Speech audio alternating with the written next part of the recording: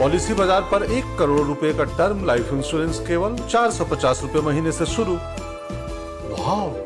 Well, our top story tonight is a story that has outraged many across the country. A drunk man, urinated on a woman co-passenger in the business class of an Air India flight in November last year and then left that flight without facing any action from the crew. He's now been banned from 30 days by the airline. The story, which was first reported by the Times of India today, caused a huge backlash, and Air India today issued a statement saying that it's also filed a police complaint and recommended that the unruly flyer be placed on a no-fly list.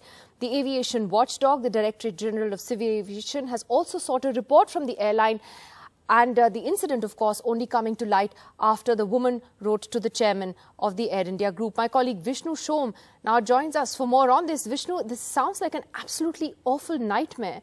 What more do we know? It's absolutely horrific. It happened in 2018, same flight, same sector, by the way. Again, a passenger urinated on their co-passenger or an Air India flight. But let's talk about what happened on this time. Well, Air India has now placed a business class passenger on this flight from New York to Delhi on a 30-day no-fly list after he urinated on a co-passenger in business class on the flight.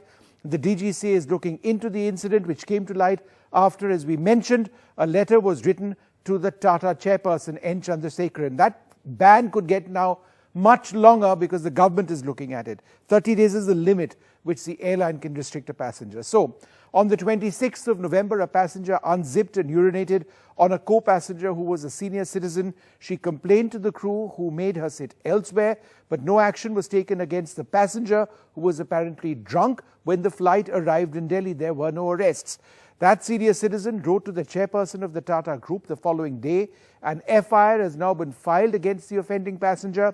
The airline has put him on a 30-day no-fly list, and they forwarded his case to the Directorate General of Civil Aviation. The DGCA itself has also sought a report from Air India after this report. Significantly, in a statement, Air India has admitted that there were internal lapses in how this situation was handled. They say, "We've also constituted an internal lapses committee to probe the part of Air India's crew and address the deficiencies that delayed quick redressal of the situation. We're also in regular contact with the aggrieved passenger." Now, Air India is trying to sort out that situation, but what we can tell you is this is in fact the latest incident in which the conduct of Indian passengers has come into sharp focus.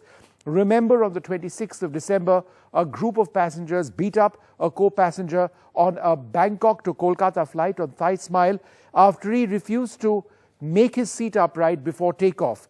On the 16th of December, video emerged of a heated altercation between a stewardess and a passenger on an Indigo flight, where she's heard telling the passenger, "I'm not your servant." Just Google and you'll find many more such examples. Well, the ugly Indian passenger, Vishnu, thanks very much for joining us with those details.